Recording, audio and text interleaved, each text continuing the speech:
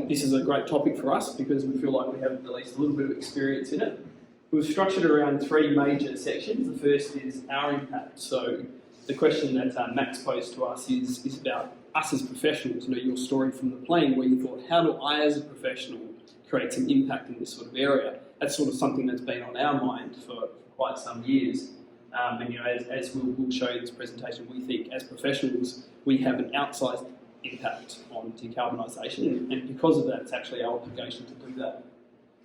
Success and failure, so apart from being early movers, lots of successes, lots of failures. What have we learned from that? What are the patterns that have emerged out of that? And we'll sort of then pass that across to you, not just in terms of a few case studies from some of our jobs over the years, but in terms of some principles, I guess, that guide the way that we consult in our client organisations. And there's an opportunity for you guys to ask some questions at the end.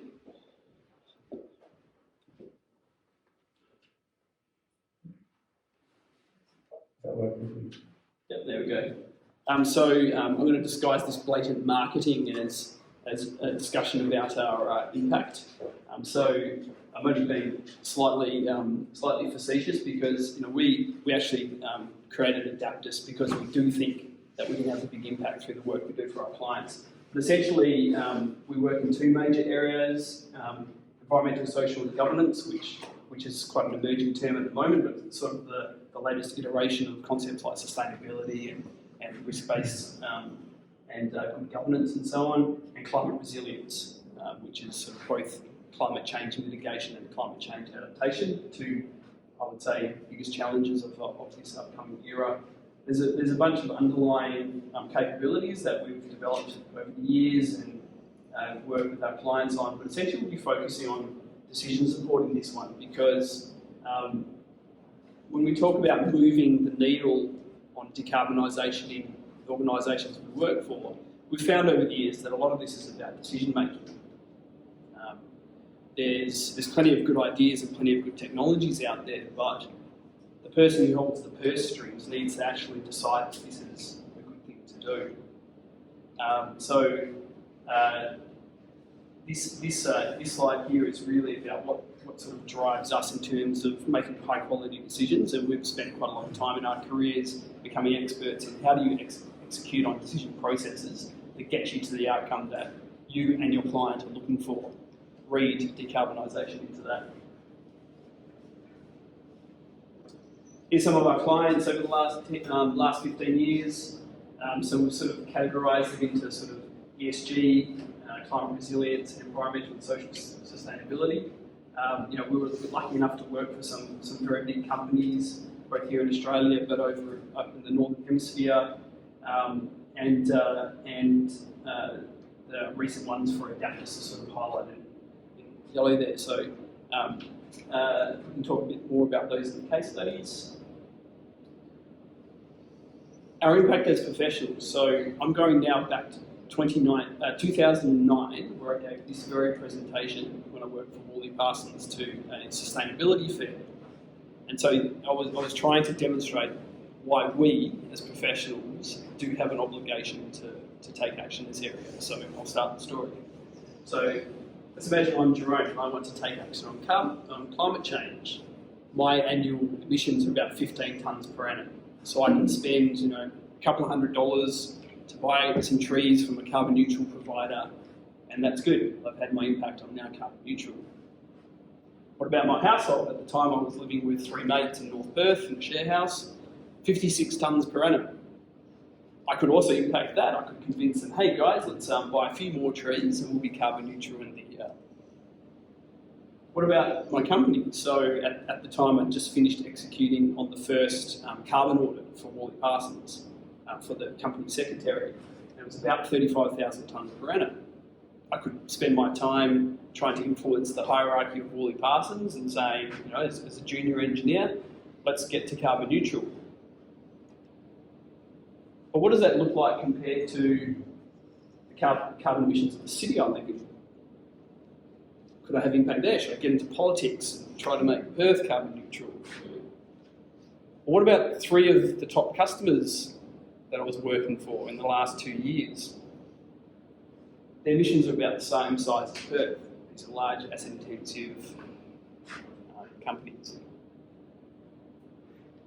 During that 2 years, there were 4 jobs where we executed on these decision-making problems about, do you do an option with low carbon versus an option with higher carbon? This is 2009, so a lot of companies were starting to become concerned about emerging carbon prices. There were sort of strategic moves at the top, starting to think, how do we hedge our bets? Should we include different options into our option studies? We identified about 500,000 tonnes per annum of carbon savings from those 4 jobs in these option studies. Looks small, doesn't it? Looks small compared to Perth, looks small compared to top 3 customers. But if we actually zoom into the bit that I can influence, I can either focus my time on individually becoming carbon neutral, my household, I could even try to get my whole company to be carbon neutral, or I could just do what I do every day as a professional. So I think the message here is that we as professionals can have really outsized impact when it comes to decarbonisation, and I would argue that the counterpoint to that is we potentially have an obligation to do so. Sounds like a good story, right? So these were consulting option studies. What actually happened 5 years later? What action was taken? So decarbonisation has 2 parts. You have to sort of make targets, you have to make plans, but then action needs to be taken, otherwise we're really not going to get there. So if we actually look at, we're sort of, we're a decade now, so we can see what they've actually implemented or not. No action was taken on the majority of these jobs, and action was taken on only a few. So then I guess our role as professionals is more than just identifying the opportunities and helping customers think through the opportunities, but it's actually about getting commitment to action. And so, so what Mayuran and I found, stuck our heads into for basically the last decade, is how do you get commitment to action out of decision-making processes? Not just doing an option study, not just proposing technology, not just convincing people to look at the options, but actually get organisations to commit to action and follow through. So it's at this point that I'll hand over to Mayuran to go through some of our case studies of where success and failures have come in terms of the work that we've done as professionals, and see if we can move the dial on how much of this early work can actually turn into action. Awesome. Thanks, Jerome.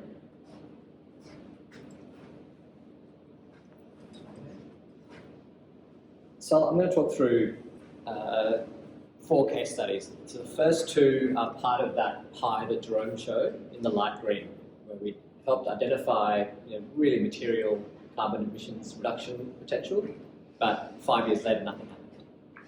And then I'm going to talk to you about some of the learnings we had in the preceding 10 or 5 years since that point. And then we'll talk to you about a couple of examples where leveraging some of those learnings, but also taking advantage of the shift in the economy, shift in corporate culture, shift in societal perspectives with respect to the climate crisis, how it is a very different outcome. And we're hoping that you take away some learnings from our experience and our learnings and the hard roads we've had to go through, that you can leverage that and hopefully take that away into the things that you're all doing now. So the 4 examples are all actually local. They're all in WA. So, which means you'd probably be able to guess some of the customers. So this is for a water utility, and they have a major metropolitan wastewater treatment plant. And wastewater treatment plants generate methane emissions as part of their processing, and these methane emissions get emitted, but they also use a lot of energy.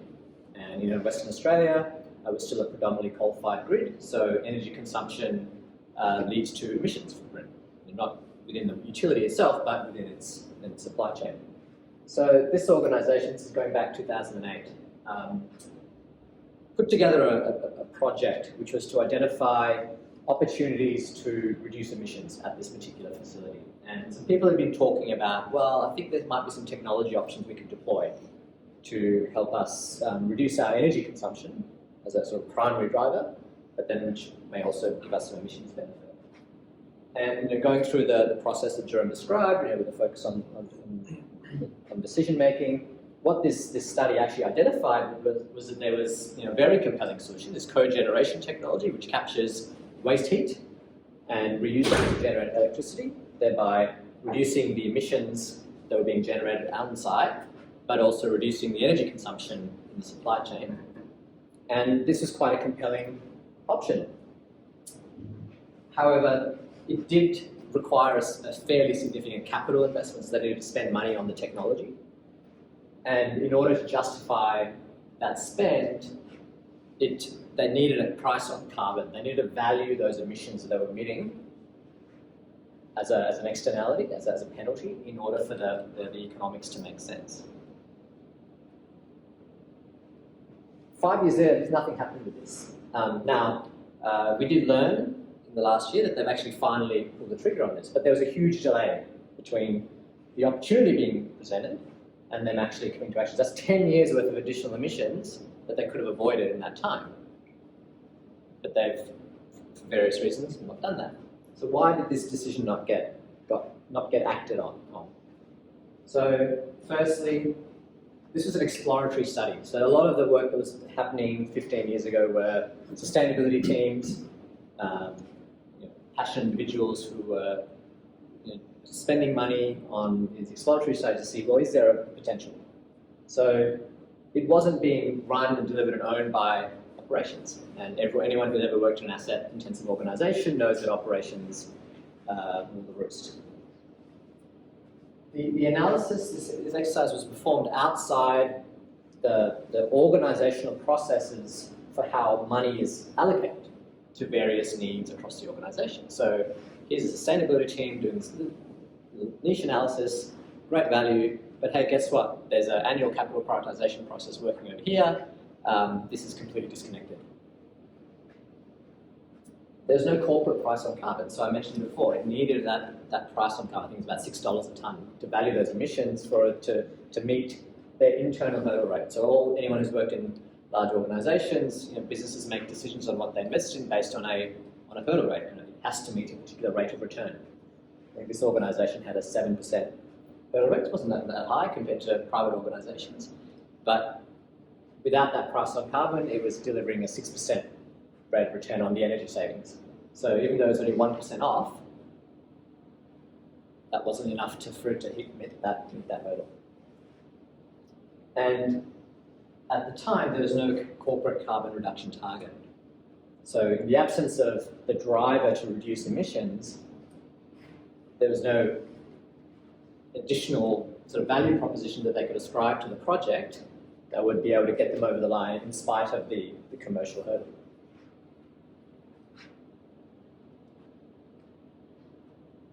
So some of the lessons we learned, and this is not just the only project where we learned these sort of lessons, you have to ensure that in any decarbonisation opportunity you're pushing or pursuing, that there's an economic decision maker that's actually engaged as part of the process. Whoever's holding those purse strings has to be involved from the start. So they understand the value proposition, the benefits, what it might take in order for it to be something that they pursue. If there is no carbon price within your organisation, you have to establish how you're going to value the carbon reduction benefits. Because otherwise, most businesses, most organisations, they make decisions on an NPV, net present value, on financial return. So if you're not valuing these externalities, they're worth nothing. So the value of those emissions that you're contributing means nothing to their organisation. If there is no carbon target, it's helpful to focus on those opportunities that achieve cost savings. So this example is one where there was a cost savings and there was a value proposition there. And there are other opportunities in everything we do where you're reducing consumption, reducing energy use, etc., which actually delivers a financial benefit above and beyond any carbon benefit. And those ones typically tend to be around operational efficiency, doing things better, reducing waste, which aren't as high capex. And so you don't have as many of those hurdles with respect to the justification for the investment, because you're saving money, saving bottom line.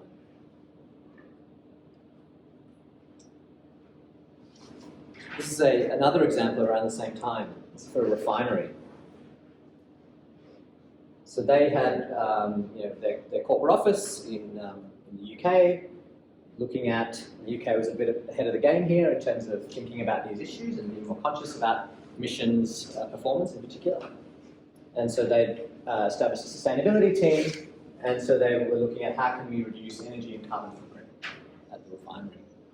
So again, ran through the approach that Jerome talked about. And here, what we actually found was there were 3 options within this refinery. A few things which are operational efficiency, and a couple of things which were more significant sort of investments, which would actually deliver them an energy saving of $20 million per annum, and a carbon reduction benefit of 1.8 million tonnes. So these are not small numbers. And because of the energy savings, it actually met their internal hurdle rate. So it actually made commercial sense. But this never proceeded. Why not? Again, exploratory study owned by the sustainability team, not operations. Again, analysis performed outside of the processes the organisation has to explore how they will spend money, how they will spend capital. They had a carbon reduction aspiration, not necessarily a target. The organisation was actually in a very capital-constrained environment. So capital was very tightly held by head office in the UK. So there'd have to be a very significant rationale for capital to be spent. So whilst it met their hurdle rate and it gave them savings, they had other priorities within the organisation that they were seen as to be more critical around generating more product. And this is often the challenge with decarbonisation projects and opportunities. You are competing with core business, things that actually keep the lights on.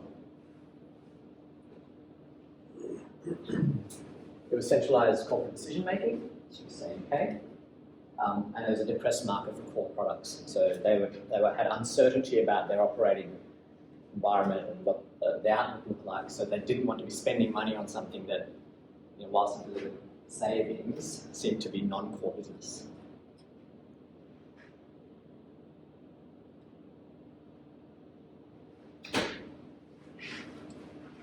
Additional lessons learned. So what else did we learn from this? When you're looking at decarbonisation opportunities, what we found is that you need to be, operations has to be running it or owning it or a key player in how that opportunity is going to progress. Sustainability groups, and we've been part of them, are often leading the thinking and they're the purveyors of the intelligence around opportunities, etc. But they typically don't have economic buying power. You have to understand the broader landscape of the organisation, the broader decision-making landscape. So is it capital constrained, where capital dependent options are going to struggle to get up? What's the broader organisational financial landscape? Are there going to be other headaches that people have, like do we let go of 10% of our workforce? And these sort of opportunities really struggle to get up because there's other pressing concerns. So you have to understand that broader context in order to then think about how does a decarbonisation opportunity represent value within that broader landscape.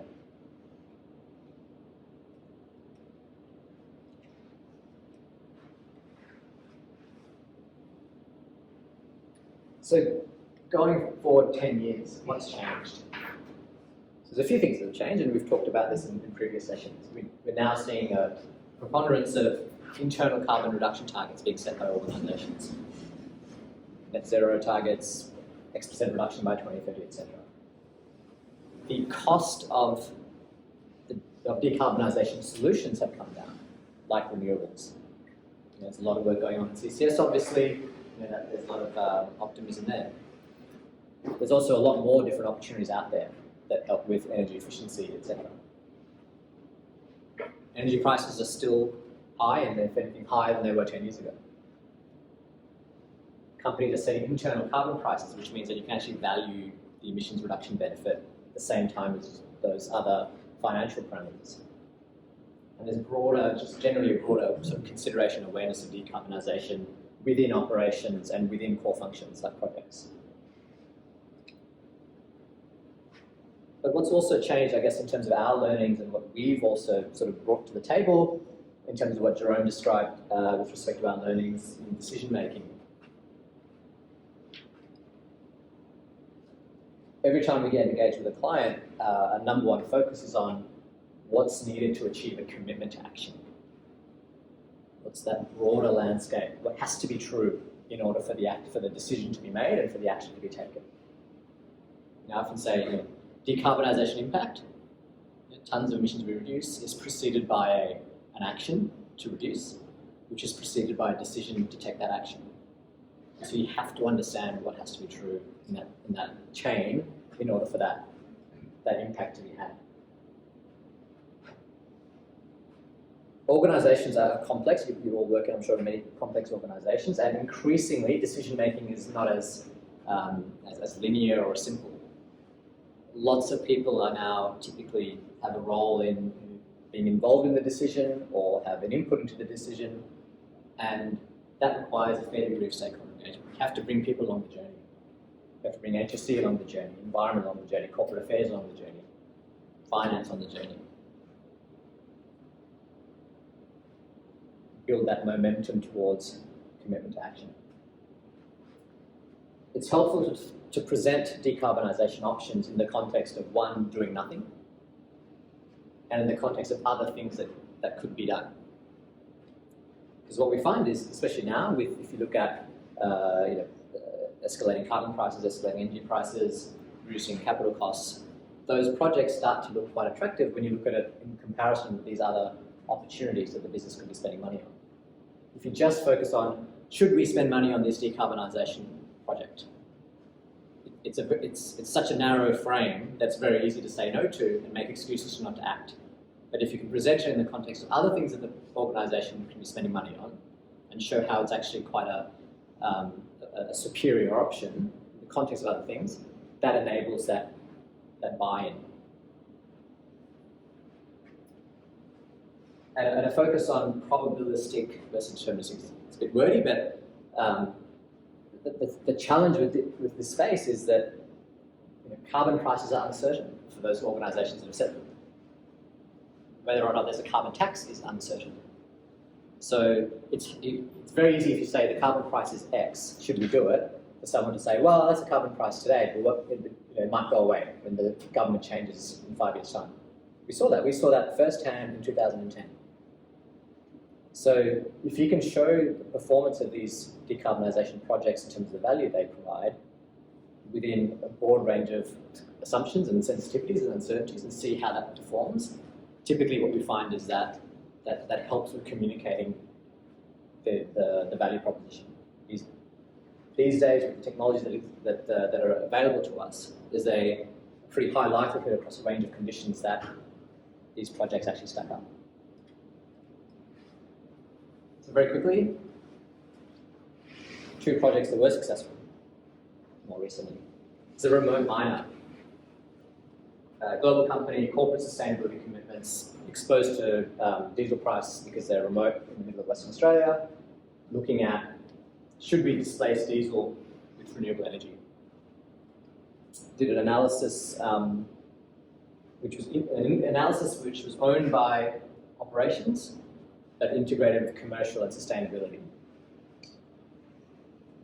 And this analysis led to the organisation identifying a hybrid solar wind solution for their mine, which has been since implemented. It's the first, so it's the second remote mine in Western Australia with a wind solution, and it's the first with a hybrid solar wind with the option to add battery on it. Why did this project get actioned? As I mentioned, integrated project team owned by operations. The economic decision maker was part of the process from the start. They had corporate sustainability commitments they had to meet. And they were willing to be flexible with their hurdle rate, the threshold for the investment. Rail decarbonisation. Global miners seeking to decarbonise their entire operations. Identified diesel displacement as a key potential value opportunity across the organisation, but in particular in their West Australian mining operations. And the locomotives were identified as a key opportunity. Again, same process, identified that actually it was diesel-electric hybrid locomotives were quite attractive because they're already using them and they're not using the electric part. But that if they went full electric, there's a further emissions reduction value proposition available. And they've now just commissioned their first battery locomotives. Why did this get action? Company-wide carbon target. Again, study on my operations. We looked at a suite of different decarbonisation options, not just do you do diesel displacement locomotives, but looking across locomotives, mine sites, and fleet. So that's trucks. The carbon price, there's a carbon price in their investment framework. And there was significant stakeholder engagement across their various functions to get them to buy into the idea for the analysis, participate in the analysis, and buy into the outcomes. With that, I'll pass back to Jerome. Thanks, Aaron. There was probably back, if you go back one project, I think there was this is a fascinating interview. And maybe this is where we can learn some additional benefits. The biggest bang for the buck was cash flow. That stabilised their cash flow. Instead of buying fuel oil on the market and fluctuating, their cash flow was a nightmare to manage. And this just stabilised the cash flow, and that was gold for them. Literally. So it doesn't come up, it doesn't come up as an IRR or anything like that, and it doesn't necessarily come up here. But you can change your debt equity ratio, you can change your financing, you can significantly improve the efficiency of that one. So operations initially on that one wanted to go to gas for the stability reasons, because they thought they'd get long-term contracts and some pipeline going out, etc. And then it was then an individual within operations said, you know what, we've got these targets, why can't we expand the scope beyond gas to looking at full solution? So the benefit was, it was still there with the volatility reduction.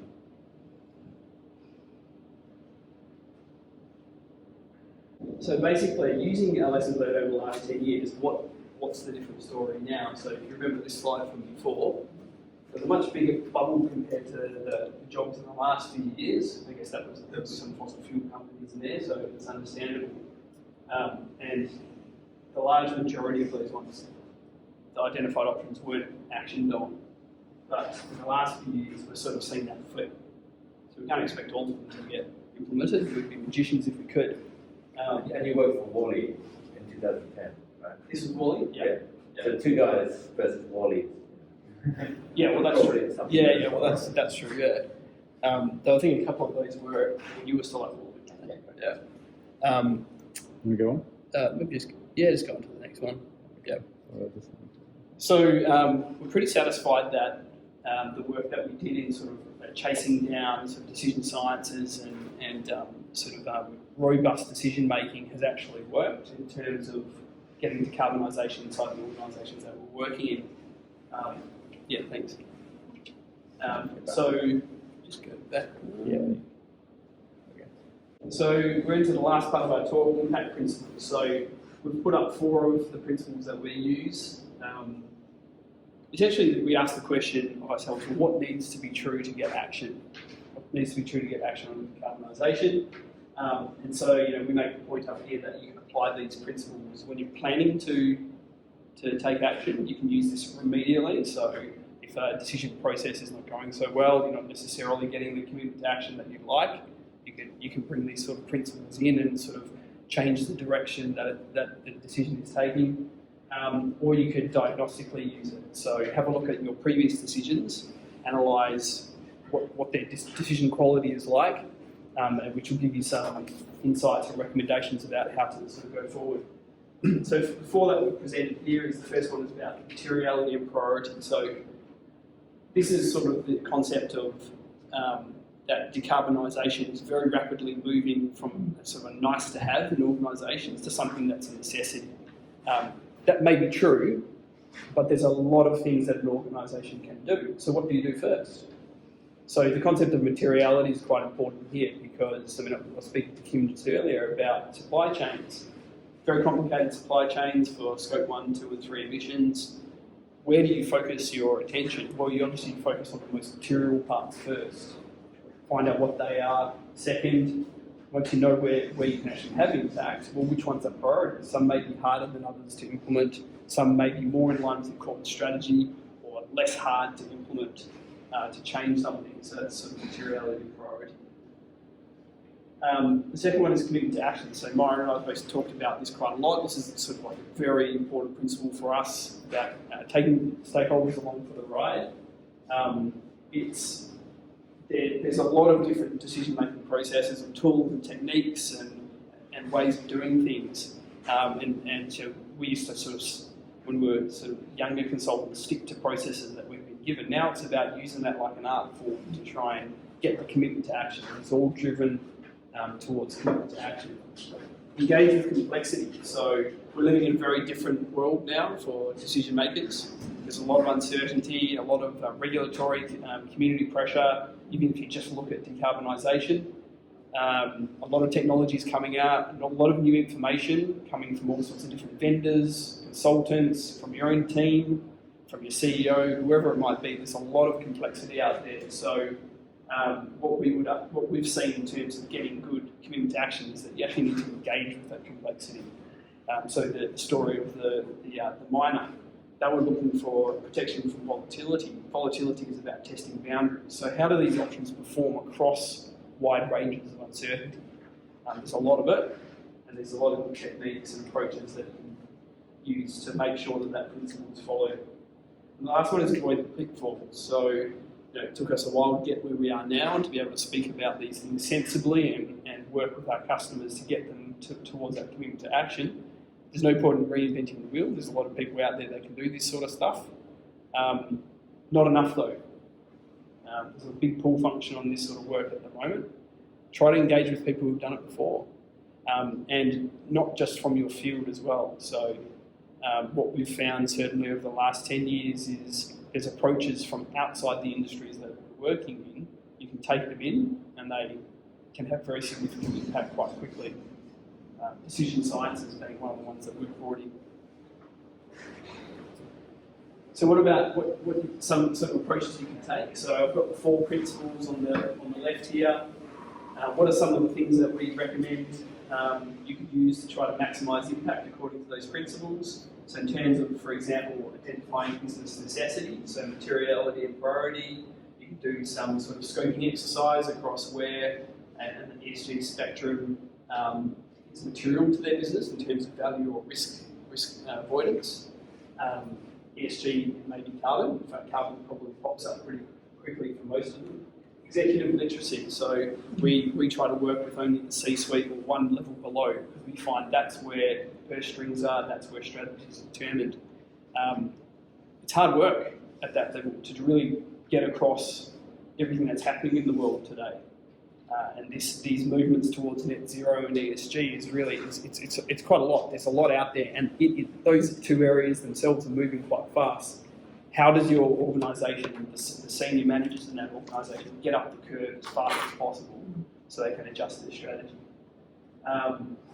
Adjusting strategy, there we go. And then there's some very technical things like marginal payment curves, portfolio decision approaches, where you start wrapping large portfolios of assets together to try and look at them on a like-for-like basis to try to find where is the hot spots where you should take action. If we're going to spend X amount on decarbonisation this year, where do we get the biggest bang for our buck? On the principle of the right stakeholder leading to commitment to action. So this is where some of these things from the decision sciences and from the engagement and social sciences become quite important around trying to expand your stakeholder decision-making groups, using structured decision-making processes, and using stakeholder-focused approaches to decision-making. In terms of acknowledging this new operating environment of uncertainty and complexity, there's a lot of frameworks out there, asset portfolio, decision frameworks. There's lots of good stuff Mayuran talked about in terms of deterministic and probabilistic techniques, scenario analysis, and there's even also governance tools like decision assurance, where as a senior leadership team, you could require that decision makers further down in your organisation adhere to particular principles around decision making.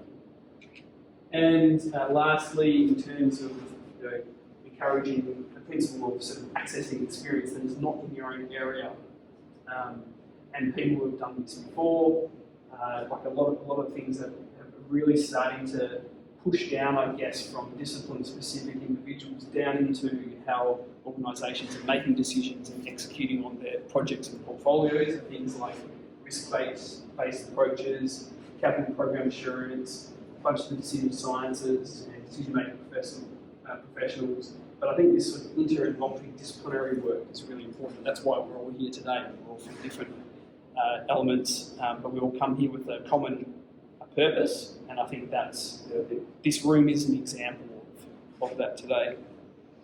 So that's the end of our talk, and so hopefully we've managed to impart these three things on you through the presentation. One is about our impact as professionals, and so our argument is that we have the ability as professionals to take outsized impact and make outsized impact in terms of decarbonisation, and therefore potentially have an obligation to do so. The second is success and failure. Be prepared to fail. What are some of the principles behind that? How do you sort of remediate your action as a professional to try to get maximum success? How do you sort of iterate and diagnose why things succeeded or failed so you can use that the next time?